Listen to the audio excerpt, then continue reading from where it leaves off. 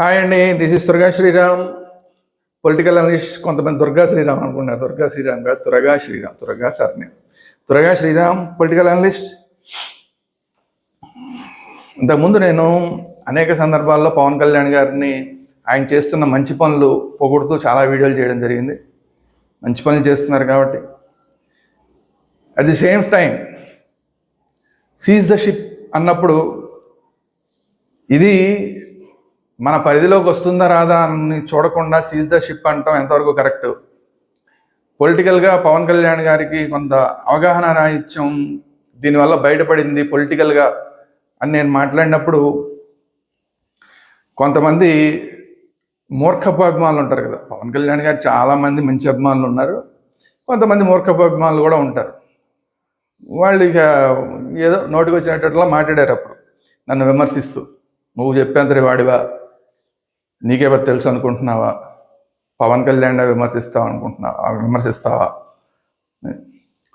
ఖచ్చితంగా పవన్ కళ్యాణ్ గారు మంచి పనులు చేసిన వాటి అన్నిటికీ 100% మనం సపోర్ట్ చేస్తూనే ఉంటాం. పవన్ కళ్యాణ్ గారు మాత్రమే కాదు, చంద్రబాబు నాయుడు గారు తప్పు చేసినా కూడా ఖచ్చితంగా విమర్శిస్తాం. అలాగే బీజేపీ వాళ్ళు ఎవరైనా చేసినా విమర్శిస్తాం, వైసీపీ వాళ్ళు చేసినా విమర్శిస్తాం. ఎందుకంటే అల్టిమేట్గా మనకి ముఖ్యం ఏంటంటే మన రాష్ట్రం, మన దేశం మనకు ముఖ్యం. పవన్ కళ్యాణ్ గారికి కూడా ఆ విషయంలో నో కాంప్రమైజ్. మన రాష్ట్రం ముఖ్యం, మన దేశం ముఖ్యం ఆయనకు కూడా. మనం ఇంతకుముందు అనేక వీడియోలు చేసాం. లేటెస్ట్గా కూడా ఈ తెలుగుదేశం పార్టీకి సంబంధించి వాళ్ళు ఈ ఆయన ఎవరు గౌతలక్షణ గారి స్టాచ్యూ విషయంలో పార్టీ వ్యతిరేకంగా కొంతమంది చేసినప్పుడు ఖచ్చితంగా తెలుగుదేశంని విమర్శించాను నేను. అలాగే ఎవరినైనా విమర్శిస్తాం. అలాగే స్టెల్లా షిప్ విషయంలో సీజ్ ద షిప్ అన్నప్పుడు ఖచ్చితంగా ఇది అవగాహన రాహిత్యంతో చేసిన మాట అని చెప్పి నేను మాట్లాడడం జరిగింది. దానికి ఆ రోజు కట్టుబడి ఉన్నాను, ఈ రోజు కట్టుబడి ఉన్నాను. కొంతమంది తెలియని వాళ్ళు సరే, వాళ్ళ విషయం పెద్దగా పట్టించుకోక్కర్లేదు. కాకపోతే ఏంటంటే ఇలాంటి మూర్ఖంగా మాట్లాడే వాళ్ళు భాష విషయంలో సరిగా ఉండదు వీళ్ళ భాష. అది అందువల్ల తప్ప వాళ్ళు ఏమైనా మామూలుగా ఇది కాదు ఇది అంటే కనుక ఓకే. కానీ ఏదో వ్యక్తిగతంగా విమర్శిద్దామని ప్రయత్నం చేసి వాళ్ళకి ఏదో పవన్ కళ్యాణ్ గారు అంటే కింద నుంచి పైదాకా భక్తి ఉన్నట్టు ఇలాంటి వాళ్ళ వల్ల నష్టం జరుగుతుంది. పవన్ కళ్యాణ్ గారికి నష్టం జరుగుతుంది. ఎందుకంటే కొన్ని సందర్భాల్లో ఏమవుతుందంటే అన్ని విషయాలు అందరికీ తెలియాల్సిన అవసరం లేదు. కొన్ని విషయాలు మనకు తెలియకుండా కొన్ని తప్పులు జరగచ్చు. అలాంటప్పుడు కూడా మన ఏమన్నా పక్క నుంచి పొగుడుతున్నాడు, ఆహా పవన్ కళ్యాణ్, ఓహో పవన్ కళ్యాణ్ పొగిడాడు అనుకోండి, దానివల్ల పవన్ కళ్యాణ్ గారికి చాలా నష్టం జరుగుతుంది. అలాంటి వాళ్ళు ఈ అభిమానులు కొంతమంది ఎవరైతే మనం పవన్ కళ్యాణ్ గారు క్లియర్గా పొరపాటు చేసినప్పుడు ఇది పొరపాటు చేస్తున్నారు పవన్ కళ్యాణ్ గారు జాగ్రత్త పడండి అని మనం చెప్తుంటే మన తిట్టుతూ లేదంటే పవన్ కళ్యాణ్ గారిని పొగుడుతూ మాట్లాడే వాళ్ళు ఎవరంటూ ఉంటారో అలాంటి వాళ్ళ వల్ల పవన్ కళ్యాణ్ గారికి చాలా నష్టం జరుగుతుంది. గతంలో జరిగింది 2014 ఎన్నికల్లో క్లియర్గా జరిగింది నష్టం. 2019 ఎన్నికల్లో క్లియర్గా పవన్ కళ్యాణ్ గారికి ఇలాంటి దురభిమానుల వల్ల, అభిమానుల వల్ల ఎప్పుడూ లాభమే ఉంటుంది, కానీ దురభిమానులు ఉంటారు సరే, అత్యుత్సాహం. ఆయన మాట్లాడుతుంటే కూడా ఆయన మీదకి టవల్స్ ఇసిరి పడేయడం, ఆయన ఏదో మంచి దేశానికి సంబంధించిన సబ్జెక్ట్ మాట్లాడుతుంటే సీఎం అని అడగడం, ఇలాంటి పిచ్చి అభిమానులు ఉంటారు. ఆయన చెప్పినా కూడా వినిపించుకోకుండా అరిచే వాళ్ళు ఉంటారు. అలాంటి వాళ్ళ వల్ల నష్టం జరుగుతుంది. అలాగే కొంతమంది ఇప్పుడు ఆ సీజ్ ద షిప్ అన్న విషయంలో పవన్ కళ్యాణ్ గారిని వెనకేసుకొచ్చి మాట్లాడే వాళ్ళు ఎవరైతే ఉన్నారో వాళ్ళ వల్ల నష్టం జరుగుతుంది పవన్ కళ్యాణ్ గారికి. జనసేనకి ఇంకా నష్టం జరుగుతుంది. అది ఇప్పుడు మళ్ళీ ఇంకొకసారి ఇంత ఉపోద్ఘాతం ఎందుకు చెప్పాల్సి వచ్చిందంటే, ఆ రోజు మనం ఏదైతే చెప్పామో అది వాస్తవం అని చెప్పి ఈరోజు సెంట్రల్ గవర్నమెంట్ ఎన్సీఎల్ ద్వారా చెప్పింది. ఇలా ఆఫ్రికా దేశం నుంచి వచ్చిన ఒక షిప్ని మనం సీజ్ ద షిప్ అంటే ఆపేయడానికి లేదబ్బాయి అని చెప్పి ఎన్సీఎల్ ఒక లేఖ రాసింది. ఇప్పుడు ఆ లేఖ రాసి ఇమ్మీడియట్గా ఆ షిప్ని వదిలివేయాల్సిందే అని చెప్పినప్పుడు ఇప్పుడు ఇది మళ్ళీ ఇంకోసారి సీజ్ ద షిప్ అన్న విషయం వార్తల్లోకి వచ్చింది. కారణం ఏంటంటే అది మన దేశానికి సంబంధించిన షిప్ కాదు, మన ఇష్టం వచ్చినట్టు మనం సీజ్ చేసేయడానికి. అది వేరే దేశానికి సంబంధించిన షిప్పు. అది అంతర్జాతీయ ఒప్పందాలు అనేక ఉంటాయి. ఆ అంతర్జాతీయ ఒప్పందాలని అవగాహన లేకుండా మనం దాన్ని ఏదో సీజ్ చేసేద్దాం అనుకుంటే సీజ్ చేస్తే పెద్ద ఇష్యూ అవుతుంది. అంతర్జాతీయ స్థాయిలో దేశం యొక్క ప్రతిష్ట దెబ్బతింటుంది. ఇంతకుముందు మీకు ఒక ఉదాహరణ చెప్తా. వైసీపీ గవర్నమెంట్ ఉన్నప్పుడు జగన్మోహన్ రెడ్డి గారు కూడా అలాగే విద్యుత్ ఒప్పందాలను చంద్రబాబు నాయుడు గారు ప్రభుత్వం చేసిన విద్యుత్ ఒప్పందాలన్నింటినీ రద్దు చేశాడు. ఆయన ఎవరెవరితోనూ వేరే దేశాలతోటి ఒప్పందాలు చేసుకున్న ఒప్పందాలన్నింటినీ రద్దు చేసి పడేశాడు ఆయన. కేంద్ర ప్రభుత్వం చెప్పింది, బాబు ఇలా చేయొద్దే, చేస్తే నువ్వేదో 5 పైసలు 10 పైసలు ఏదో ఆదా చేస్తానని చెప్పి చేస్తే దానివల్ల మొత్తం ప్రపంచ స్థాయిలో దేశం యొక్క ప్రతిష్ఠ దెబ్బతింటుంది, ఇక్కడికి పెట్టుబడులు రాకుండా పోతాయి. ఇండియాలో కనుక మనం ఎవరితో ఒప్పందాలు చేసుకుంటే ఆ ఒప్పందాలన్నీ కూడా ఎవడెవడో మధ్యలో ఆపేస్తుంటాడు, కాబట్టి ఇండియా జోలికి వెళ్ళకూడదు, ఇండియాతోటి వ్యాపారాలు చేయకూడదు అన్న మెసేజ్ వెళ్తుంది అని నెత్తి నోరు బాదుకుని అప్పుడు కేంద్ర ప్రభుత్వం చెప్పింది జగన్మోహన్ రెడ్డి గారికి. అట్లా ఇప్పుడు సీజ్ ద షిప్ అని చెప్పి మనకు కోపం వచ్చింది కదా అని చెప్పి వేరే దేశం షిప్ని ఆపేస్తే ప్రపంచవ్యాప్తంగా ఒక బ్యాడ్ ఇంప్రెషన్ అనేది భారతదేశం మీద వెళ్తుంది. భారతదేశానికి మన ఆఫ్రికా కంట్రీకి సంబంధించిన ఒక షిప్ వెళ్తే దాన్ని అక్కడ ఆపేశారంటే ఎవరో ఒక రాజకీయ నాయకుడు ఆపేశాడంట, అది అలా పడేడుస్తుంది, దానివల్ల ఎంత నష్టం వచ్చింది, ఇవన్నీ ప్రపంచవ్యాప్తంగా మాట్లాడుకున్నారనుకోండి. అసలు భారతదేశంతో ఈ ఎగుమతి దిగుమతుల వ్యవహారం ఏదైతే ఉందో మొత్తం బెడిసి కొడుతుంది. మనం అర్థం చేసుకోవాల్సింది. అది కాకుండా ఇప్పుడు ఈ ఆఫ్రికన్ కంట్రీకి సంబంధించిన స్టెల్లా షిప్ ఏదైతే ఉందో ఇది G2G ఒప్పందం అంటారు. అంటే ఆఫ్రికా దేశాలతోటి మన భారతదేశం చేసుకున్న ఒప్పందంలో భాగంగా అది వచ్చింది. అదేంటి, ఆఫ్రికా కంట్రీస్లో చాలామంది ఆకలితో మాడిపోతుంటారు. అలాంటి ఆకలితో మాడిపోయే వాళ్ళందరికీ కూడా ఆహారాన్ని అందించడం కోసం అని చెప్పి ఒక ఒప్పందాన్ని చేసుకుంది. మేము ఇంత మీకు రైస్ పంపిస్తాము, మా దేశం నుంచి మీకు ఎంత ఎగుమతి చేస్తాము అంటే ఇది అక్కడ బంగారం కింద లెక్క. అసలు ఈ బియ్యం అనేది మనం ఇక్కడ 30-35 రూపాయలు అనుకుంటున్నామా, అది అక్కడ 70 రూపాయలు తీసుకున్నా కూడా అది బంగారం కింద లెక్క. అక్కడ దొరకదు, ఇంత ఆహారం దొరకదు. అక్కడ ఆహారం దొరకని ఆఫ్రికా దేశాల్లో మలమల మాడిపోయే వాళ్ళ కోసం అని చెప్పి మనం ఈ బియ్యాన్ని ఎగుమతి చేయడం అనే ప్రాసెస్ స్టార్ట్ అయింది. దాంట్లో భాగంగా ఈ షిప్లన్నీ ఇక్కడికి వస్తూ ఉంటాయి. ఇక్కడి నుంచి బియ్యాన్ని తీసుకుని వెళ్ళి ఆఫ్రికా దేశాల్లో ఎవరికైతే ఆహారం దొరకదో వాళ్ళందరికీ ఇస్తుంటారు. అక్కడ కొంతమందికి అమ్ముతారు, కొంతమంది అక్కడ ప్రభుత్వాలు వాళ్ళ ప్రకారం వాళ్ళు కొంతమందికి, ఇప్పుడు మనకి ఎక్కడైతే రూపాయికి కిలో బియ్యాన్ని ఇస్తున్నారు, ఈ బియ్యాన్ని తీసుకెళ్ళి అక్కడ కొంతమందికి అట్లా ఇస్తుంటారు. రకరకాలు జరుగుతుంటాయి. మొత్తానికి ఆకలితో పేదవాడు ఉండకూడదన్న విధానంలో భాగంగా జరుగుతున్న ఈ ఎక్స్పోర్ట్ని మనం just like the seize the ship అని ఆపేస్తే ఇక్కడ ఓకే మనకి, కానీ అక్కడ ఎంతోమంది ఆకలితో అలంకరిస్తుంటారు. ఈ షిప్ మీద ఆధారపడి కొన్ని వందల జీవితాలు అక్కడ ఆకలితో ఉంటాయి. ఈ షిప్ వెళ్తే వాళ్ళందరూ ఆకలి తీరుతుంది. ఎంత తతంగా ఉంది. ఇది కాకుండా దేశాలకి మధ్య ఒప్పందం, ఆఫ్రికా దేశాలతోటి మన భారతదేశానికి ఉన్న ఒప్పందాలు ఇవన్నీ ఉన్నాయి. అంతర్జాతీయ స్థాయిలో జరిగే విషయాలు ఇవన్నీ. వీటన్నిటిని అర్థం చేసుకుని మనం ముందుకెళ్ళాలి. సో అందువల్ల NCL ఇప్పుడు లేఖ రాసింది దీన్ని ఇమీడియట్గా ఈ షిప్ని వదిలేయాలని. మీరు అవసరమైతే ఆ ఏదైతే PDF రైస్ ఉందో ఆ PDF రైస్ని దాన్ని సీజ్ చేసుకోండి తప్ప షిప్ని సీజ్ చేయడానికి వీల్లేదు అని చెప్పి NCL రాసింది. ఇది కాకుండా ఇప్పుడు PDF కావాలంటే ఆ PDF రైస్ తీసేసుకోండి, దాని మీద ఎవరున్నారో వాళ్ళ మీద మీరు కేసులు పెట్టుకోండి, అంతే తప్ప షిప్ని ఆపేస్తే ఇప్పుడు డ్యామరేజెస్ చాలా పడినాయి. ఇప్పుడు ఆ షిప్ అక్కడ ఆగిపోవడం వల్ల ఆల్మోస్ట్ ఇప్పటికి $22,000 డ్యామరేజెస్ పడినాయంట. అంటే మన డబ్బులో లెక్కేస్తే 18,70,000 రూపాయలు ఆల్రెడీ ఛార్జెస్. ఈ ఛార్జెస్ ఇప్పుడు గవర్నమెంట్ కట్టాలి. మనం జస్ట్ సీజ్ ద షిప్ అన్నందుకు మనకి ఇప్పటికి పడిన పెనాల్టీ ఎంత అంటే 18,70,000. ఇది కాకుండా ఇప్పుడు చేయవలసిన పని ఏంటంటే ఆ షిప్ను వదిలేయాలంటే పవన్ కళ్యాణ్ గారు సీజ్ అన్నారు కాబట్టి PDF రైస్ని పంపించలేదు. ఆ PDF రైస్ని ఇప్పుడు అందులో ఉన్న PDF రైస్ అంతా ఇప్పుడు అన్లోడ్ చేయాలి. అన్లోడ్ చేసి మళ్ళీ దాంట్లోకి వేరే రైస్ని లోడ్ చేయాలి. ఇదంతా ఎంత టైం పడుతుంది? ఆల్రెడీ అక్కడ 28 మంది ఎగుమతిదారులు కలిసి ఆ షిప్ని మాట్లాడుకుని తెచ్చుకున్నారు. ఆ షిప్లోకి ఎగుమతి చేయాలని చెప్పి అందులో 15 మంది ఎగుమతిదారులకు సంబంధించిన రైస్ ఆల్రెడీ దాంట్లోకి లోడ్ అయిపోయింది. ఈ లోడ్ అయిపోయిన దాంట్లో 38,000 టన్నుల రైసు ఆల్రెడీ బాయిల్డ్ రైస్ ఉంది. బాయిల్డ్ రైస్ అంటే ఇది ఎగుమతి చేయడానికి అర్హమైన రైసు. బాయిల్డ్ రైస్ని ఎగుమతి చేయాలి. సో ఆ బాయిల్డ్ రైస్ 38,000 టన్నులు ఆల్రెడీ దాంట్లోకి లోడ్ అయ్యింది. దాంతోపాటు 1,300 టన్నులు PDF రైస్ కూడా దాంట్లోకి లోడ్ అయింది.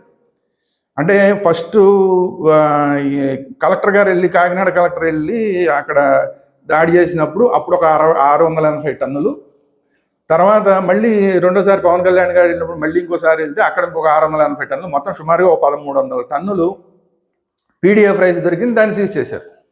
ఇప్పుడు ఆ సీజ్ చేసిన రైస్ అంతని కిందకి దింపాలి. అప్పుడు ఏమవుతుంది, 38,000 టన్నులు లోపల ఉండిపోద్ది. కానీ 50,000 టన్నులు దాని కెపాసిటీ. ఆ 58,000 టన్నులకి ఖాళీగా వెళ్ళడానికి అవకాశం లేదు. సో దానికి ఇంకా మిగతా 1,300 టన్నులు 1,400 టన్నులు ఎంత ఖాళీ ఉంటే అంత మళ్ళీ వేరే బాయిల్డ్ రైస్ని మళ్ళీ దాంట్లోకి లోడ్ చేయాలి. ఇదంతా అవడానికి ఎంత టైం పడుతుంది, ఎన్ని రోజులు పడుతుంది? అన్ని రోజులకు కూడా మళ్ళీ డ్యామరేజ్ ఛార్జీలు రోజు పడుతూనే ఉంటాయి. సో ఇదంతా ఎవడు కడతాడు? పోర్ట్ వాళ్ళు కట్టాలి, ఆంధ్రప్రదేశ్ ప్రభుత్వం కట్టాలి. అది ఎగుమతిదారులు వాళ్ళ తప్పులేదు కదా. లేదా ఇదంతా ఎవరి దగ్గర నుంచి వసూలు చేయాలి?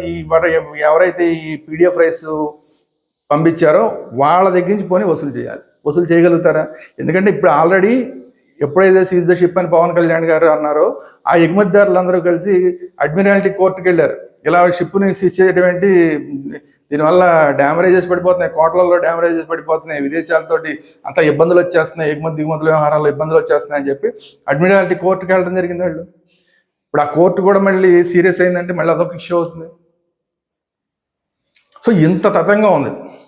ఈ తతంగా అంతా అర్థం చేసుకోకుండా just like that ship seize the ship అంటే కరెక్ట్ కాదని ఆ రోజు మనం చెప్పడం జరిగింది. అది ఇప్పుడు ఎన్సీఎల్ కేంద్ర ప్రభుత్వం చెప్పింది. సో ఇప్పుడు కేంద్ర ప్రభుత్వం చెప్పిన తర్వాత ఇప్పుడు ఒకటి ఈ పవన్ కళ్యాణ్ గారు అన్నారు కాబట్టి ఇప్పుడు దాన్ని ఏం చేయాలన్న దాని మీద తర్జన పడుతున్నారు. మొన్న కూడా కాకినాడ కలెక్టర్ మళ్ళీ లేటెస్ట్గా ఒక ప్రెస్ మీట్ పెట్టి కొంత దీని మీద ఇలా జరుగుతుంది అనేది కొంత మాట్లాడడం జరిగింది. కానీ డ్యామరేజ్ ఛార్జీల గురించి అతను ఏం మాట్లాడాలి, ఎందుకంటే మాట్లాడే పరిస్థితి లేదు. ఎందుకంటే ఉప ముఖ్యమంత్రి గారు దీని మీద సీజ్ ద షిప్ అన్న తర్వాత ఆయన ఏం మాట్లాడతాడు? ఇప్పుడు తెలుసుకోవాల్సిన విషయం ఏంటంటే ఆ డబ్బులు ఎవరు కడతారు? పోర్ట్ అథారిటీ వాళ్ళు కడతారా? పోర్ట్ అథారిటీ వాళ్ళు ఏం సీజ్ చేయాలి? సీజ్ ద షిప్ అన్నది ఎవరు? ఉప ముఖ్యమంత్రి పవన్ కళ్యాణ్ గారు. అది ఎవరు? రాష్ట్ర ప్రభుత్వం. మరి రాష్ట్ర ప్రభుత్వం అన్న ఇప్పుడు ఈ డ్యామరేజ్ ఛార్జ్ అన్ని రాష్ట్ర ప్రభుత్వం కడుతుందా? ఎవరు కడతారు? అది మళ్ళీ మనకి పెనాల్టీ. ఒక మంచి పని చేద్దాం అనుకుంటే మళ్ళీ ఈ డబ్బులు ఎవరివి? ట్యాక్స్ పేయర్స్ డబ్బులు. ఇవన్నీ కూడా ఇప్పుడు మళ్ళీ ఆంధ్రప్రదేశ్ ప్రభుత్వం కట్టాల్సి వస్తే ఎవరైతే పన్నుల రూపంలో కడుతున్నారో వాళ్ళ డబ్బుల్లో నుంచి ఇప్పుడు మళ్ళీ తీసుకెళ్ళి ఆ డ్యామరేజెస్ ఛార్జెస్ ఆంధ్రప్రదేశ్ ప్రభుత్వం కట్టాలి. పోనీ కేంద్ర ప్రభుత్వం అయినా కడుతుంది, కేంద్ర ప్రభుత్వం కట్టదు. అసలు ఇంకా మామూలుగా అయితే కేంద్ర ప్రభుత్వం అసలు దాని మీద చాలా సీరియస్ అవ్వాలి. ఈ విషయం మీద ఎలా ఆపుతారు మీరు? ఒక విదేశాలకు సంబంధించి షిప్ని ఎలా ఆపుతారు మీరు అని చెప్పి చాలా సీరియస్ అవ్వాలి. కాకపోతే ఏంటంటే అక్కడ కూటమి ప్రభుత్వం, ఇక్కడ కూటమి ప్రభుత్వం ఉంది కాబట్టి సీరియస్నెస్ లేకుండా లేఖల రూపంలో జరుగుతుంది ఇదంతా. ఇప్పుడు ఆ లేఖకి సమాధానం ఆంధ్రప్రదేశ్ ప్రభుత్వం సమాధానం చెప్పి ఆ డ్యామరేజ్ ఛార్జ్ మేము కడతామనో ఏదో చెప్పి ఆ షిప్ను వదిలేయాల్సిన పరిస్థితి. ఇప్పుడు కాకపోతే ఒక వారం రోజుల తర్వాత అయినా వదిలేయాల్సిన పరిస్థితి. సో ఇంత తతంగా ఉంది. అందువల్ల మనం ఏది కూడా జస్ట్ లైక్ దట్ అలా తీసుకోకూడదు. పవన్ కళ్యాణ్ గారు అనేసారంటే ఆయన అన్నాడంటే అది ఏదో భగవద్గీత లేదంటే రామాయణం లేదా మహాభారతం అనుకోకూడదు. ఎందుకంటే ఆయనకు కూడా తెలియని విషయాలు కొన్ని ఉంటాయి. ఆయన మనం మనిషి, నాకు అన్నీ తెలుసు అంటే నాకు అన్నీ ఏం తెలియదు, మీలాంటి వాళ్ళు చెప్తే నేర్చుకుంటా నేను. అట్లా ఆయనకు కూడా కొన్ని విషయాలు తెలియకపోవచ్చు. అక్కడ షిప్లోకి పేదలకు సంబంధించిన రైస్ వెళ్ళిపోతుందన్న బాధతోటి, ఆవేశంతో, అది కాకుండా ఆయన అసలు అక్కడ తీసుకెళ్ళి చూపించకుండా డ్రామాలు ఆడారు కాబట్టి అధికారులు ఆ కోపంతో ఆయన సీజ్ ద షిప్ అన్నారు. కానీ దాని వెనకాల ఎంత తతంగా ఉంటుంది. సో అందువల్ల ఇప్పుడు పవన్ కళ్యాణ్ గారు ఏమి కావాలని చేసింది కాదు. ఇది కూడా పవన్ కళ్యాణ్ గారు కావాలని ఏదో ఎవరి మీద కక్ష సాధించడానికి చేసింది కాదు. దేశాన్ని వ్యతిరేకంగా చేయాలని చేసింది కాదు. వేరే దేశాలకి మనకి ఉన్న ఒప్పందాలన్నింటినీ కూడా ఖాతరు చేయకుండా ఆయనకి అహంభావంతో చేసింది కూడా కాదు. ఆయన పేదలకు సంబంధించిన రైస్ వెళ్ళిపోతుందన్న బాధతోటి ఆపండి ముందు షిప్ అని చెప్పడం కోసం సీజ్ ద షిప్ అన్నారు. సో దానివల్ల ఇంత ఇబ్బంది వచ్చింది.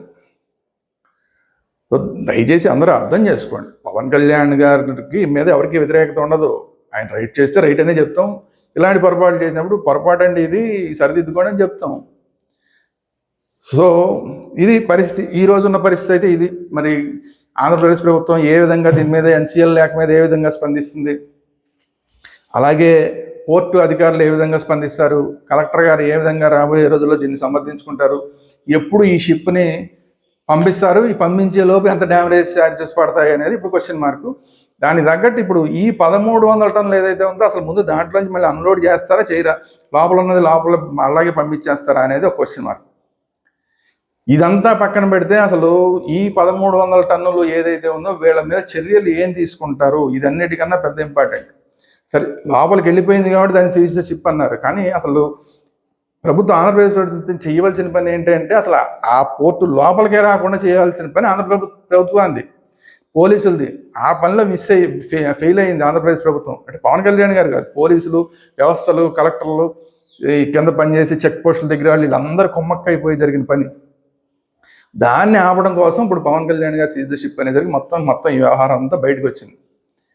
సరే జరిగింది ఏదో జరిగిపోయింది. మొత్తం షిప్ని అయితే ఇంకా ఎట్టి పరిస్థితుల్లో మనం పంపించేవలసిందే, ఈ రోజు కాదు రేపు పంపించేవలసిందే, దాని డ్యామరేజెస్ కట్టవలసిందే. ఇక్కడి నుంచి అయినా జాగ్రత్త పడవలసింది ఏంటంటే ఆంధ్రప్రదేశ్ ప్రభుత్వం అసలు ఆ పోర్టు దగ్గరికి, ఆ పోర్టు కాదు, ఆ పోర్టుని సీజ్ ద షిప్ అనగానే విశాఖ పోర్టుకి మొత్తం వీళ్ళందరూ అడ్డుపడితే మళ్ళీ అక్కడ ఆపడానికి ప్రయత్నం చేశారు. అక్కడ ఆపడానికి ప్రయత్నం చేస్తే ఆ రైస్ అందరినీ తెలంగాణకి పంపిస్తున్నారు. తెలంగాణకి పంపిస్తుంటే తెలంగాణలో కొంతమంది రైతులు అడ్డం పడ్డారు.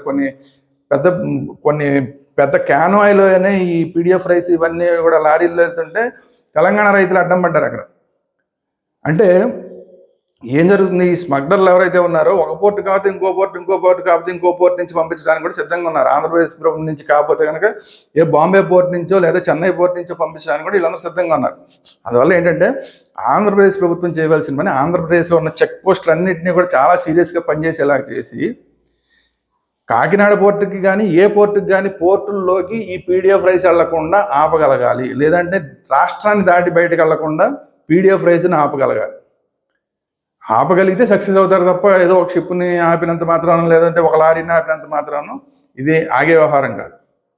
సో దీని మీద మొత్తం సీరియస్గా చర్యలు తీసుకోవాలి. అది కాకుండా అసలు ఈ విధానాన్ని ప్రజలకి ఉచితంగా రేషన్ పంచిపెట్టే విధానం ఏదైతే ఉందో దీన్ని సమీక్షించాలి. ఎందుకంటే ఎవరు కూడా ఇవి తీసుకోవట్లేదు, వాడుకోవట్లేదు. ప్రజలు ఎవరు వాడుకోవట్లేదు ఈ రైస్ని. ప్రజలు వాడుకోబట్టి ఇది మళ్ళీ ప్రజల దాకా వెళ్ళి మళ్ళీ వెనక్కి వస్తున్నాయి. అందువల్ల ప్రజలకు అక్కర్లేని బియ్యాన్ని మీరు ఇచ్చి మళ్ళీ వాళ్ళ దగ్గర నుంచి వెనక్కి తీసుకొని మళ్ళీ అవి ఏదో స్మగ్లర్ల దాకా వెళ్ళి స్మగ్లర్ల నుంచి విదేశాలకు వెళ్ళిపోయి ఇదంతా జరగకుండా ఉండాలంటే ఈ దొడ్డు బియ్యం కాకుండా సన్న బియ్యాన్ని కనుక ప్రజలకు ఇస్తే కనుక ఈ దొడ్డు బియ్యం ఎక్స్పోర్ట్ అనేది, స్మగ్లింగ్ అనేది ఇవన్నీ కూడా ఆగిపోతాయి. సో అన్నిటికన్నా చేయవలసింది మన విధానం ఏదైతే ఉందో ఈ రైస్కి సంబంధించిన విధానాన్ని సమీక్షించుకోవాల్సిన బాధ్యత ఇప్పుడు ప్రభుత్వం మీద ఉంది. అప్పటిదాకా కూడా అన్ని చెక్ పోస్టుల దగ్గర కూడా ఖచ్చితమైన తనిఖీలు జరిగి ఎక్కడా కూడా పోర్టుల వైపుకి ఈ బియ్యం వెళ్లకుండా చూడాల్సిన బాధ్యత కూడా మళ్ళీ రాష్ట్ర ప్రభుత్వం మీద ఉంది. చూద్దాం రాష్ట్ర ప్రభుత్వం ఎంత మాత్రం సక్సెస్ అవుతుందో చూద్దాం. ఇది సీజ్ ద షిప్ వ్యవహారంలో లేటెస్ట్ డెవలప్మెంట్. రాబోయే రోజుల్లో ఇంకా డెవలప్మెంట్ వస్తే వాటి మీద కూడా మాట్లాడుకుందాం.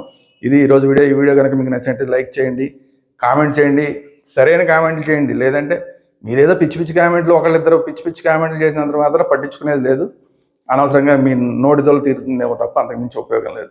సో ఈ వీడియోని అందరికీ షేర్ చేయండి. మన ఛానల్స్ వేదాంత ఛానల్ని, అలాగే పొలిటికల్ అంశాలు మాత్రమే వచ్చే పొలిటికల్ వేదాంత ఛానల్ రెండింటినీ కూడా సబ్స్క్రైబ్ చేసుకోండి. Thank you very much.